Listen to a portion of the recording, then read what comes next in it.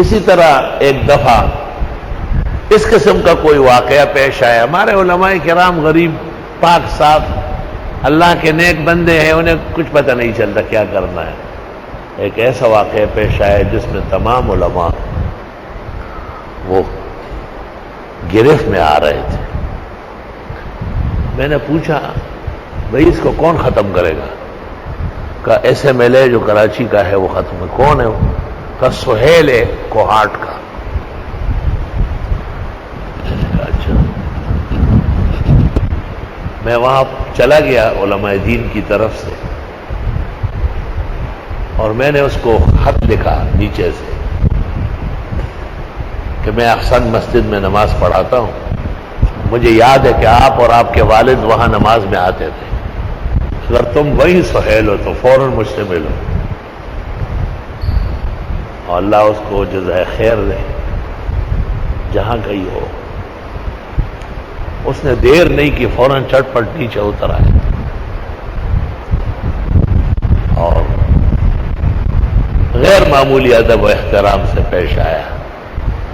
عسى الله ان يجعل بينكم وبين الذين عاديتم منهم مودة والله قدير والله غفور رحيم. یہ جوبلی کے پاس نور مسجد ہے. یہ مسجد اہل حق کی ہے، دیوبندیوں کی ہے، کوئی شک نہیں ہے. لیکن پہلے زمانے میں لوگ سادہ تھے. قریب میں شفیع کاڑوی رہتا تھا، وہ ذرا اچھا گائی میں اچھا تھا، گائے وائے جانتا تھا وہ گائی، تو اس سے جمعہ پڑھواتے تھے. ظاہر شفیع کاڑوی جہاں جمعہ پڑھائے گا وہ اپنے پنجے گاڑے گا. جب علماء دیوبند کا احساس ہوا انہوں نے سارا نظام پٹخ دیا. ہمارے کچھ جاننے والے یہاں گلشن کے وہاں پر معتبرین تھے اور چونکہ یہاں پرورش ہوتی ہے وہ عقیدے میں پختہ تھے، وہ آگے بڑھے اور انہوں نے اہل حق کا ساتھ دیا اور وہ بڑے کامیاب رہے.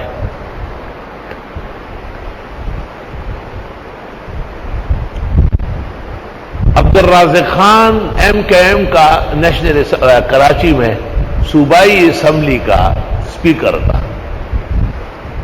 اور کوکب نورانی اور تراب الحق اور ایک اور کوئی گڑب الحق وہ اس سے ملے اور اس نے وعدہ کیا کہ میں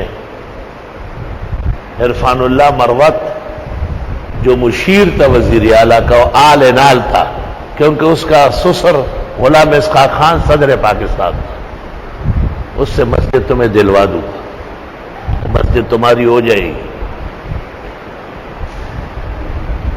اس میں ایک زبیر لالا اور مظفر لالا دو بھائی تھے جو یہاں کے تھے. زبیر نے مجھے رات کو 3 بجے فون کیا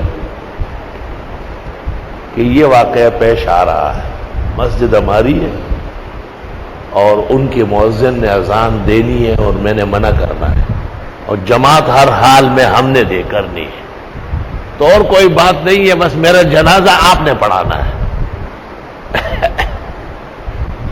مطلب یہ ہے کہ بہت سخت پوزیشن ہے، سیریس، اور ہم پیچھے ہٹنے والے نہیں ہیں، نہ مسلح چھوڑنے والے. ہماری مسجد ہے، ہماری مسجد رہے گی. اور میں نے جو رینجر کڑے ہیں ان کے کیپٹن کو وارننگ دی ہے کہ اپنے پلٹون پیچھے کرو، ہماری مسجد ان کو دینا ٹھیک نہیں ہے. اور دن میں پھر فیصلہ ہوگا، عرفان اللہ مروت کرے گا، وہ بھی آلے نالے اور آر پار کرتا ہے. میں اس کے بعد سویا نہیں، پوری رات جاگا. نو دا زنگے نے دے شین کانے دا سہرا دے اور پس زخمی زڑگی چھ دے او نے دڑ دے دو.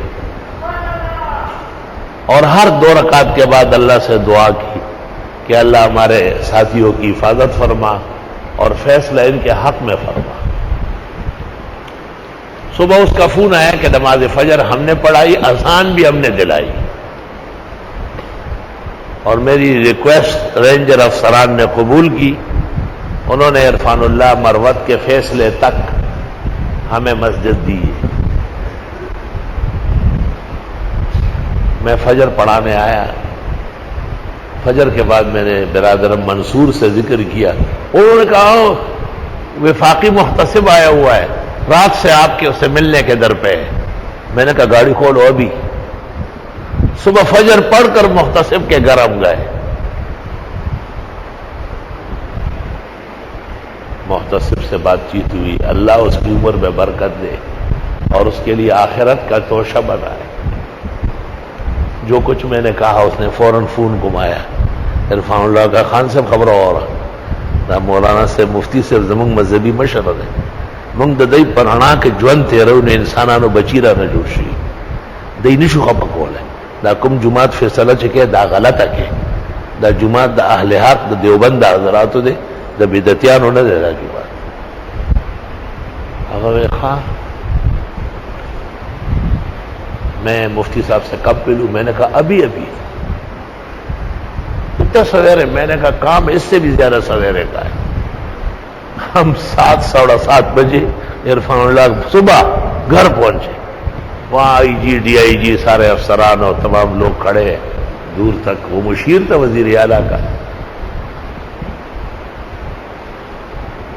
کچھ دیر بعد گیٹ کھلا، اندر سے آدمی آیا اور پوچھا کہ خان صاحب سے ایک مفتی صاحب آئے ہیں ملنے، وہ کہا ہے؟ میں نے کہا یہ ہے، یہ آ رہا ہوں، یہ آئیے آپ کو یاد۔ اندر گیا، وہ سلیپنگ ڈریس میں تھا۔ اچھا حضرت سنگا خیر دے بیا سنگا چلو سے بیا سنگا چلو سے، بالکل آدھا سویا آدھا جاگا، لیکن وفاقی محتسب ڈنڈا ہوتا زور ہے اگر یہ ورشہ جو خبر آوری کہ زمانن ججمنٹ حکم تا سے ججمنٹ با حکم چھے صدر پاکستان بے کینسل لگی۔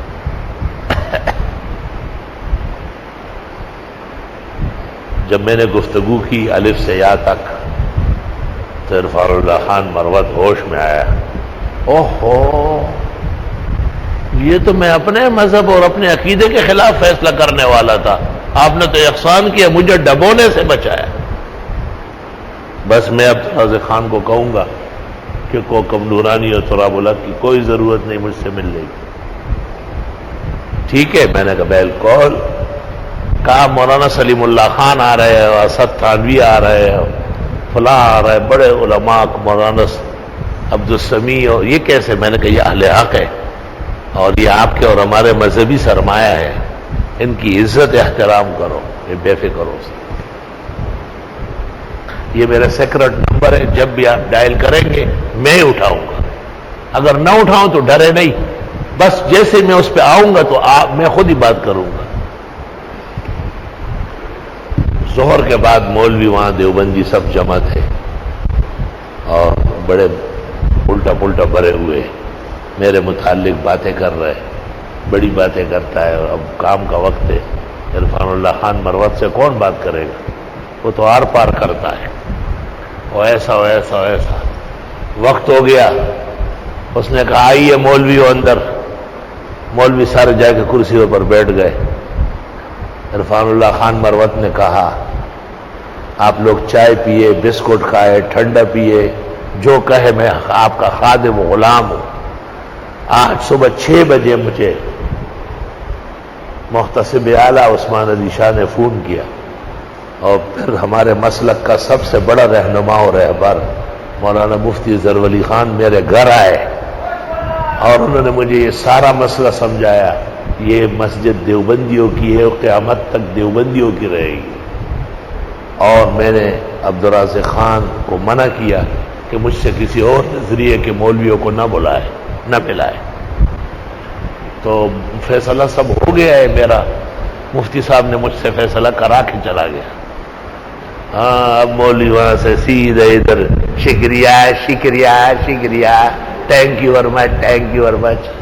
اور ظفیر لالا کہتے ہیں یار تینا سے غلط خبریں کو علی خیر، وہ باتیں بھی ان کی ناراضگی کی غیرت کی تھی، توحید کے لیے تھی، ان کا یہ خیال تھا کہ یہ نہیں آیا 100 سونار کے اور 1 لوہار کی گھڑا۔ الحمدللہ عسى اللہ ان يجعل بینکم وبین الذین عادیتم منہم مودہ، ہو سکتا ہے کہ اللہ ڈال دے تمہارے اور ان لوگوں کے درمیان جن میں تمہاری دشمنی رہی پیار محبت۔ اتنے واقعات کہ کتاب الحقائق والصدائق یا احسن الحقائق و صدائق ترتیب دے دوں، مگر مجھے شرم آتی ہے ہر اس واقعے سے جس میں میرا کوئی نمبر ہو۔ میں تو عاجز فقیر ہوں، مٹی اور خاک ہوں، تنکے اور جھاڑو کی حیثیت زیادہ میری کوئی حیثیت نہیں ہے۔ یہ اللہ کا کرم ہے، احسان ہے، فضل ہے کہ ہم فقیروں کی ٹوٹی پوٹی محنت کو کارگر بنایا۔